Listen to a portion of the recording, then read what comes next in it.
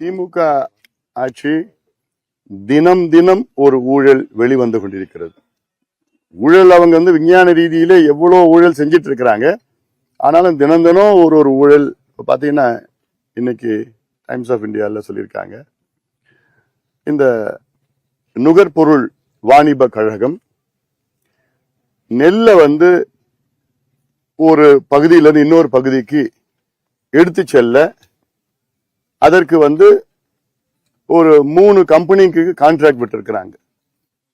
சரக்குந்துகள் மூலமாக, அதாவது கிட்டத்தட்ட ஒரு 3200 சரக்குந்துகள் இப்ப நெல் களத்திலிருந்து அரைக்க ஆலைக்கு எடுத்துட்டு செல்றது அப்படிலாம்.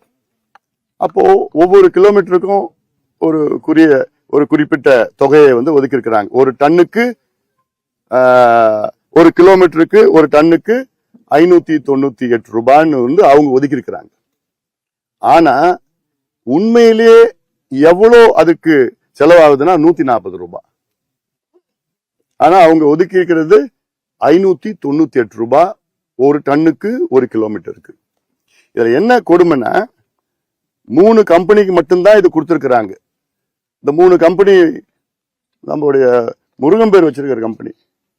ஒன்னு முருகன் டிரான்ஸ்போர்ட், இன்னொன்னு கார்த்திகேயன் டிரான்ஸ்போர்ட், இன்னொன்னு கந்தசாமி டிரான்ஸ்போர்ட். முருகன் பேர் வச்சு ஏமாத்திட்டு இருக்கிறாங்க.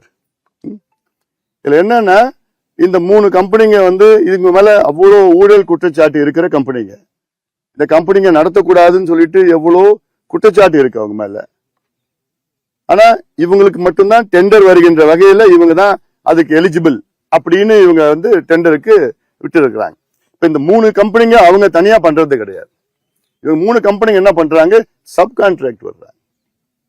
நான் சொல்லியிருக்கிறேன்ல, 17,000 கோடி 17,000 ரூபாய் இவங்க 8 கிலோமீட்டருக்கு இவங்க பில் வாங்குறாங்க.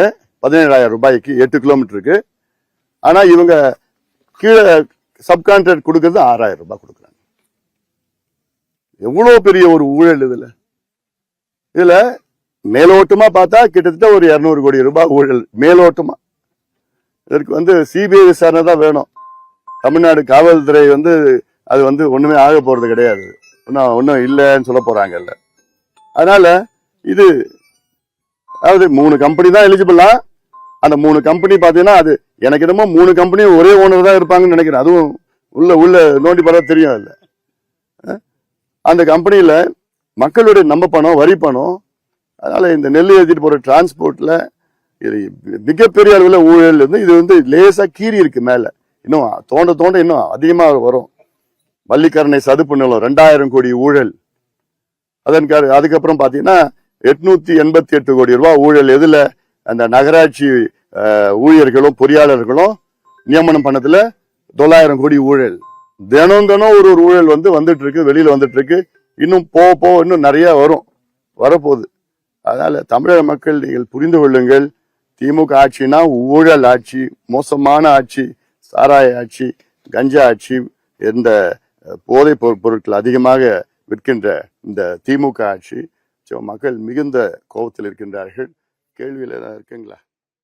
பிளே ஸ்டோர் மற்றும் ஆப் ஸ்டோரில் இருந்து பாலிமர் செயலியை QR கோடு மூலம் பதிவிறக்கம் செய்யுங்கள். செய்திகளை உடனுக்குடன் பெறுங்கள்.